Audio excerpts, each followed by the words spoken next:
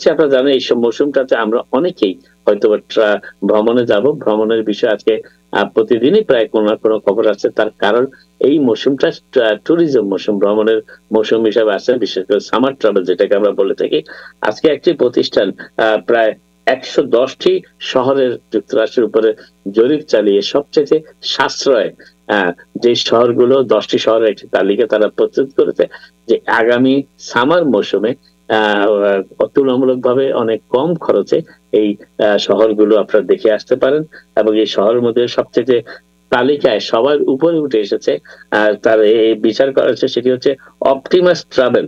তারা একটি জরিপ চালিয়েছে এবং সেই জরিপের মধ্যে যে বিষয়গুলো ছিল যে ভ্যাকেশন যে সমস্ত শহরগুলিতে যুক্তরাষ্ট্রের ভ্যাকেশন হয় ১০০ টি পরিচিত, সবার পরিচিত এই ধরনের ভ্যাকেশন কেন্দ্র জরিপ করে পরে তারা ১০ টি বেছে নিয়েছে। যাদেরকে তারা সেরা ১০ টি শহর আগামী গ্রীষ্ম মৌসুমে যারা ভ্রমণ করতে পারবেন এবং এগুলি বেছে নেওয়া হয়েছে সেই এলাকাগুলোর লোকেশন এবং সেখানে দৈনন্দিন খাবারের খরচ, সেখানে থাকার ব্যয়, পাবলিক ট্রান্সপোর্টেশন এর সুবিধা কেমন রয়েছে এবং সেটার ব্যয় কি, অ্যাকোমোডেশন একটু আগেই বললাম, থাকার সুব্যবস্থা এবং অন্যান্য অ্যাট্রাকশন যেগুলি আছে এলাকার দর্শনীয় স্থান সেগুলো কি বিনামূল্যে দেখতে পাওয়া যায় নাকি সেগুলোর জন্য একটা নির্দিষ্ট ফি প্রদান করতে হয়। এই কতগুলি বিষয়ের উপরে নির্ভর করে এই জরিপে দেখা যাচ্ছে সবার উপরে উঠে এসেছে যে শহরটি সবচেয়ে সাশ্রয়ী মূল্যে আপনি ভ্রমণ করে আসতে পারেন এই বছর সামারে, সেটি হচ্ছে নর্থ ক্যারোলাইনার আউটার ব্যাংকস শহর।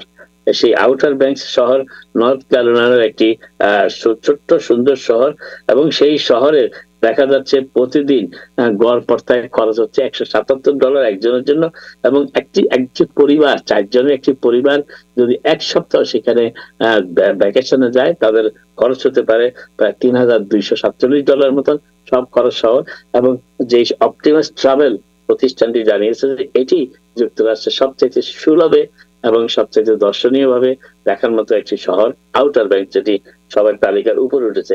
এরপরে নিচের স্থানে চলে এসেছে ওয়েস্ট ভার্জিনিয়ার চার্লসটন বলে একটি শহর, যেটি ২ নম্বরে এসেছে এবং তারপরে এসেছে আরিজোনার সিডোনা বলে একটি খুব সুন্দর শহর। আমি সিডোনাতে অবশ্যই গিয়েছিলাম, সুন্দর শহর সিডোনা।